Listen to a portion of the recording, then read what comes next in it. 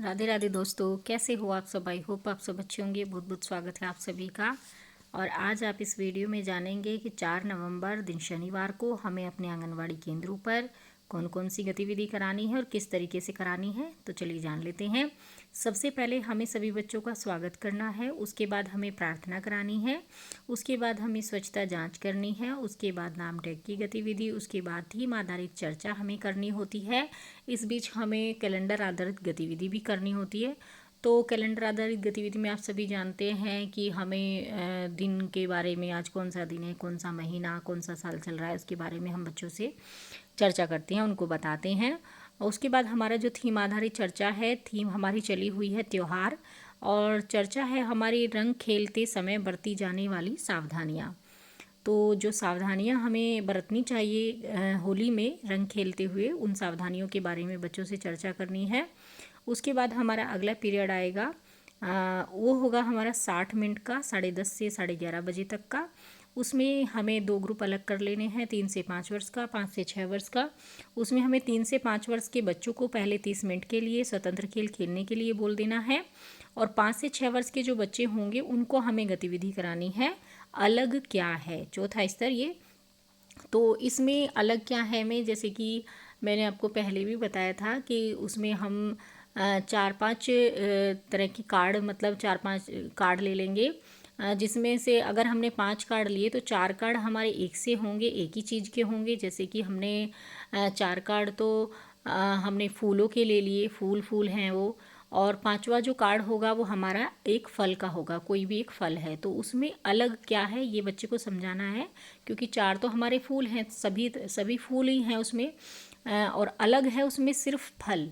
तो इस तरीके से ये गतिविधि हमें करानी है। आपके पास जो भी सामान उपलब्ध हो आप उसी से ही ये गतिविधि करा सकती हैं।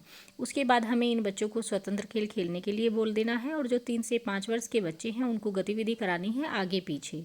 आगे पीछे हमें कराना है, जैसे कि हमें बच्चे को बैठा देना है सीधा मुंह करके, और हमें कुछ सामान उसके पीछे रख देना है और कुछ सामान आगे रख देना है। बच्चे से पूछना है कि तुम्हारे आगे कौन सा सामान रखा है और पीछे क्या क्या सामान रखा है। तो इस तरीके से बच्चा देख करके बताएगा। उसके बाद हमारा अगला पीरियड आता है, वो होगा 30 मिनट का। उसमें हमें सभी बच्चों को एक साथ कर लेना है, और सभी बच्चों को एक साथ करने के बाद हमें चम्मच और नींबू की दौड़ करानी है। चम्मच और नींबू की दौड़ मैंने अपने चैनल पर पहले दिखाई हुई भी है कि किस तरीके से करनी है। चम्मच को मतलब 2-3 बच्चों को हमें ले लेना है, 2-3 बच्चों के साथ इस तरह से करना है। और 3-3 बच्चों का करा लो या 4-4 बच्चों का करा लो या 2-2 का, वो आपकी मर्जी है। और उसमें हमें बच्चों को चम्मच मुंह में पकड़वानी है और उसके ऊपर नींबू रखना है, और फिर बच्चे को चलने के लिए बोल देना है। उसमें आप मतलब देख कहाँ तक आपको चलाना है बच्चे को, आप वो देख सकती हैं। तो ये चम्मच पकड़ के और नींबू चम्मच पर रखकर बच्चे को चलना है। इस तरीके से ये गतिविधि हमें बच्चों को करानी है। उसके बाद हमारा अगला पीरियड आएगा, 3 से मतलब 5 वर्ष के बच्चों को अलग कर लेना है और 5 से 6 वर्ष के बच्चों को अलग कर लेना है।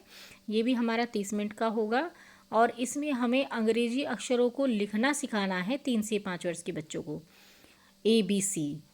तो ये 3 अक्षर हैं, इनको लिखना बच्चों को सिखाना है। आप कॉपी में भी दे सकती हैं, स्लेट पर भी करा सकती हैं, जो भी आपके पास हो उसी पर ही बच्चों को ये लिखना आप सिखा सकती हैं। उसके बाद 5 से 6 वर्ष के बच्चों को गतिविधि करानी है, वो गतिविधि पुस्तिका में से करानी है। जो 5 से 6 वर्ष के बच्चों की गतिविधि पुस्तिका है उस पर पृष्ठ 45 पर दी हुई है मुक्त लेखन, तो वो आपको कराना है। उसके बाद हमारा अगला पीरियड आएगा कहानी का, जो 30 मिनट का होता है, लास्ट पीरियड। उसमें हमें कहानी सुनानी है बच्चे को, या तो आप किताब से सुना दीजिए या फिर आप मौखिक भी सुना सकती हैं।